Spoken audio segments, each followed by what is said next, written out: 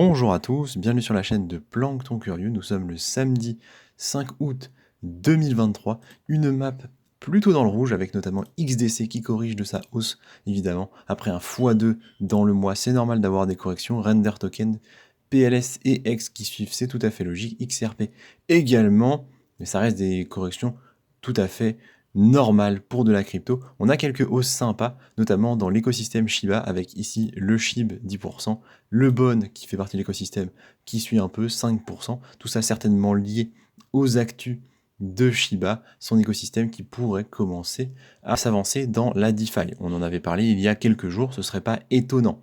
On a CRV, des bonnes nouvelles sur CRV globalement, on va en parler assez longuement dans cet épisode, et on a RLB, nouvel arrivant du top 100, le Roll Bitcoin, vous voyez ici, avec 180%, 190% sur le mois et 7300% sur l'année. C'est assez incroyable, c'est vraiment des hausses qui sont phénoménales. On en parlera un petit peu s'il reste dans le top 100, hein. Si il persiste un petit peu, il aura le droit à sa vidéo d'analyse, bien évidemment. Au niveau de Bitcoin, 29 000, Ethereum 1900, vous voyez, 1800 même, ça bouge pas depuis en fait un mois, hein, il se passe quasiment rien. Ça me va très bien, je suis prêt à attendre les prochaines baisses de marché global. Si ça doit prendre 2 mois, 3 mois, 6 mois, j'attendrai pour rentrer. Ce sera le cas sur CRV, ce sera le cas sur l'essentiel des cryptos dont on parle au quotidien.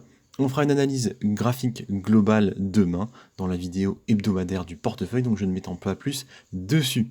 Au niveau des news, quelques informations économiques. La BCE qui estime que l'inflation sous-jacente aurait atteint son pic, ce qui est une excellente nouvelle pour les marchés, même si pour le moment, en fait, ça ne se vérifie pas.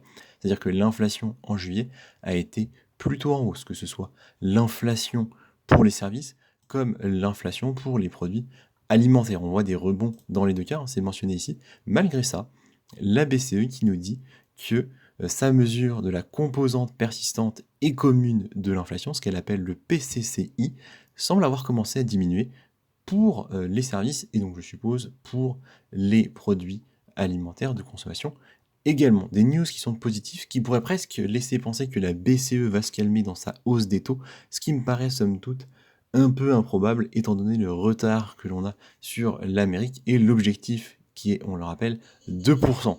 Donc l'Amérique s'en rapproche parce que ses taux ont fortement augmenté, la BCE également, mais beaucoup moins fortement. On est encore assez en retard par rapport à eux, à voir évidemment ce que ça donnera. Au niveau des news, on commence tout de suite avec CRV, c'est l'angle important du moment, c'est vraiment l'information que l'on suit avec intérêt, déjà parce que CRV c'est un projet dans lequel j'ai envie d'entrer, mais en plus parce que c'est un des principaux protocoles DeFi et c'est quand même la news du moment. Donc c'est 60 millions au total qui ont été dérobés et donc on commence à voir les premières discussions entre le protocole CRV et le hacker.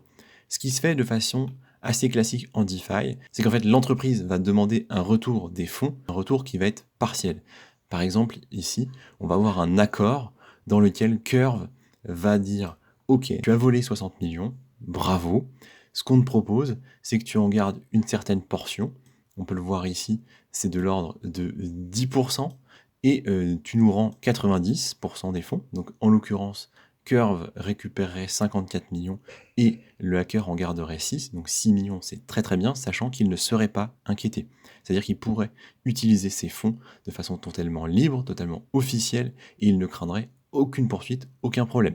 C'est vraiment sympa, c'est quelque chose d'assez classique, donc c'est un beau fonctionnement. Il a un certain temps pour réfléchir, il a jusqu'au 6 août à 8h UTC, après quoi Curve retirera son offre et la proposera au public. C'est-à-dire que toute personne du public, incluant vous ou moi, pourrions traquer ce hacker, et si nous étions capables de le trouver et faire en sorte qu'il rende les fonds à Curve, ce à quoi évidemment Curve va s'atteler, eh bien le protocole offrirait la somme en question, les 10%, donc les 6 millions de dollars, à la personne qui sera en mesure d'identifier d'une manière qui conduira à condamner le hacker par les tribunaux. Vous voyez, il faut quand même des preuves assez solides, etc. Donc tout ça est plutôt positif. On le voit, c'est bon pour le token. Le token a clairement repris. Au plus bas, c'était 50 centimes, on peut le voir ici. Il est maintenant à 62, ce qui est un bon cours, mais je vous l'ai dit, j'attends des baisses. Donc au niveau du comportement du hacker, il a commencé à rendre des fonds. Il a commencé à rendre 12 et 13 millions sur différentes adresses. Et il a agrémenté ses premiers retours d'un message un peu hautain, c'est-à-dire qu'il a envie quand même de se faire mousser et de montrer qu'il est fort. Donc il a dit: j'ai vu des opinions ridicules, alors que je tiens à préciser que je vous rembourse, non pas parce que vous pouvez me trouver, mais parce que je ne veux pas ruiner votre projet. C'est peut-être beaucoup d'argent pour beaucoup de gens, mais pas pour moi. Je suis plus intelligent que vous. Merde. Bon, ça fait un peu rageur, mais ce qui est important, c'est qu'il rende les fonds. Donc on voit que là, on entend un peu parler de son ego. En réalité, on s'en fiche, mais c'est quand même notable hein, que le gars est quand même pas à 100% en mode gentil. Mais je pense qu'il craint quand même que l'ensemble de l'écosystème crypto s'attaque à lui, plus Curve, et en fait, voir 60 millions, c'est super cool, c'est vraiment une belle performance, mais quel intérêt si on ne peut pas les bouger de l'adresse sur laquelle on les a transférés, parce qu'on risque de se faire spot à chaque fois. Donc bien évidemment qu'il vaut mieux garder les 6 millions et poursuivre sa vie tranquillement, faire d'autres choses s'il le souhaite. Voilà. À mon avis, malgré son message, il est quand même bien content de l'accord qu'il a reçu ici. Et on attend la suite des fonds, c'est ce qu'on nous dit dans cet article. Il a envoyé 12 millions, donc on a vu que c'était un petit peu plus, 13 et quelques. Voilà, c'est tout pour Curve. On continue au niveau des news, on va en Amérique, ici Coinbase, qui demande officiellement l'annulation des poursuites de la SEC. Donc on le sait, c'est un combat qui dure depuis un certain temps. Il faut savoir que Coinbase, c'est une entreprise qui est valorisée en bourse en fait en Amérique. Donc a priori la SEC avait des informations très claires sur ses activités. Et c'est pour ça que Coinbase vraiment se bat fort parce qu'en fait considère que ses droits sont bafoués. Le message est ici. La SEC a violé la procédure régulière, abusé de son pouvoir discrétionnaire et abandonné ses propres interprétations antérieures des lois sur les valeurs mobilières. La SEC ne peut pas poursuivre cette action d'application que si les transactions pertinentes dans les actifs numériques et les services identifiés dans la plainte sont des contrats d'investissement et donc des titres en vertu de la loi sur les valeurs mobilières de 1933 et de la loi sur échange de valeurs mobilières de 1934. Parce qu'en droit, aucune d'entre elles ne l'est, les plaintes doivent être rejetées. Concrètement, qu'est-ce qui nous intéresse? En fait, ce qu'on veut savoir, c'est est-ce que Coinbase va gagner? Est-ce que Coinbase va du coup appuyer la décision qui a été prise avec Ripple au niveau du juge Torres, de dire que pour le coup l'essentiel des cryptos ne serait pas des securities? Ce serait extrêmement bullish pour le marché crypto, mais en fait, avant même le marché crypto, ce qui va nous intéresser, c'est Coinbase. Parce que comme vous le savez, Coinbase sort sa Layer 2 en mainnet d'ici quelques jours, la semaine prochaine en fait, avec Base du coup. Base, la Layer 2, on fera une vidéo dans les prochains jours bien évidemment. Si dans le temps qui est donné, ce qui semble très improbable, c'est des choses qui prennent en général des mois, mais si, dans le temps qui est donné, certains juges se positionnent pour dire oui, Coinbase, ils ont raison, c'est quand même bien, ça pourrait vraiment bénéficier à Base. Il y a peut-être des opportunités à saisir là-dessus. On va se renseigner avec intérêt. Je vous partagerai mon point de vue là-dessus dans les prochains jours. Il peut y avoir des choses assez solides ici, à mon avis. On continue en Amérique, ici, une news plutôt négative. Revolut qui va arrêter les cryptos de façon totale. C'est-à-dire que Revolut avait déjà délisté Polygon, Solana et Cardano le mois dernier, donc ça avait fortement fait baisser les cryptos.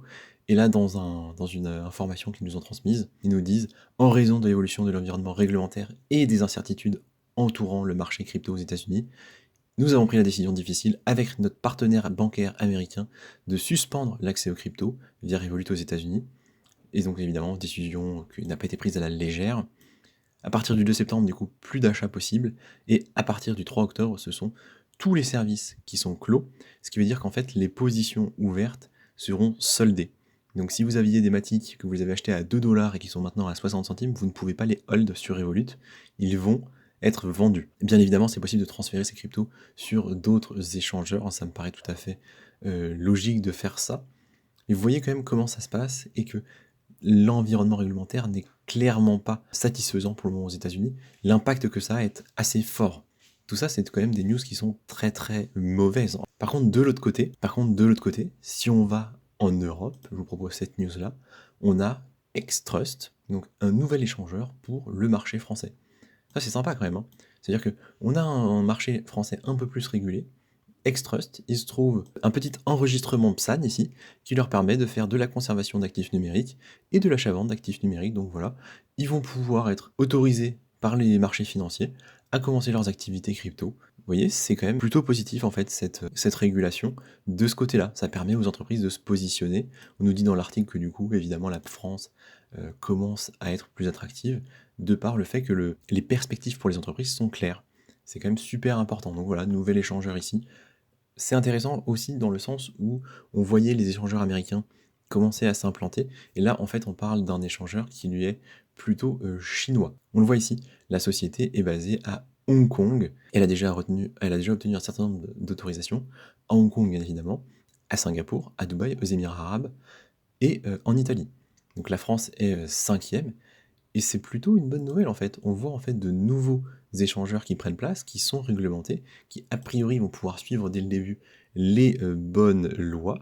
Et tout ça devrait être du positif à long terme. On se renseignera bien évidemment par la suite pour voir est-ce qu'ils ont un token, est-ce que ça peut donner quelque chose, comment ils s'en servent, etc., etc. Et enfin la dernière news, celle qui va faire peut-être un peu réagir, c'est le début de la guerre au niveau juridique entre les différentes Layer 2 sur Ethereum. On le sait, les Layer 2 sont un narratif potentiel important pour le prochain bull run.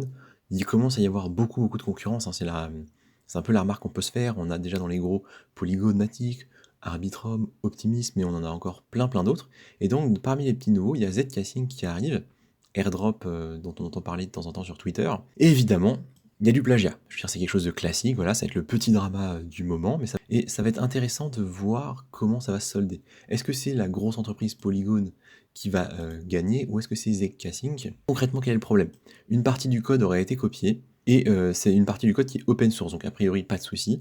Le truc, c'est que il faut notifier du fait qu'on a pris une partie du code à l'entreprise. Donc c'est-à-dire Zcasing aurait dû notifier de façon très claire qu'ils ont pris une partie du code de Polygon, et apparemment c'est pas suffisamment bien exprimé. Vous voyez, ça tient à peu de choses, mais voilà, on a le premier drama, on a les premières problématiques, et le gagnant en fait de cet échange, de cette petite guerre, va en ressortir grandi. C'est-à-dire qu'il y aura vraisemblablement un avant et un après cette première étape, parce que c'est le premier duel entre guillemets qui est mis en avant au niveau des layers 2, et c'est assez important à mon avis. Alors je pense pas que Polygon puisse vraiment perdre de sa superbe dans cette situation-là, ils sont vraiment trop loin devant, trop forts, il y a trop de monde derrière, mais à suivre avec grand intérêt, et je m'attends à ce qu'il y en ait d'autres en fait. C'est comme pour les layers 1, il y a eu une explosion du nombre de layers 1 entre 2017 et 2019, et on se dit, voilà, il y en a 10, il y en a 15, il y en a 20, à un moment, ça suffit, on n'a pas besoin d'en avoir tant. Ce sera la même chose pour les layers 2, on n'a pas besoin de 50 layers 2 sur Ethereum, je pense qu'il y en aura quelques-unes qui vont performer, la guerre commence maintenant. C'est ce que j'observe ici, et ça va être quelque chose qu'il faut savoir pour se positionner en fait. Quel token on achète, sur quel layer 2 on se positionne, qui a le plus de partenariats, qui gagne entre guillemets les petits problèmes juridiques. Vous voyez, ce genre de choses à suivre vraiment avec intérêt. Donc voilà, c'est tout pour les news d'aujourd'hui. Je ferai une vidéo en fin de journée sur XRP20. Certains d'entre vous m'en ont parlé en commentaire. Je pense que c'est un peu dans la même veine que BTC20. Ça vaut peut-être le coup d'y jeter un œil, ou au moins de faire une vidéo pour s'informer et avoir une vision globale de la chose. Donc je vous dis à tout à l'heure, merci de m'avoir écouté, et bonne journée.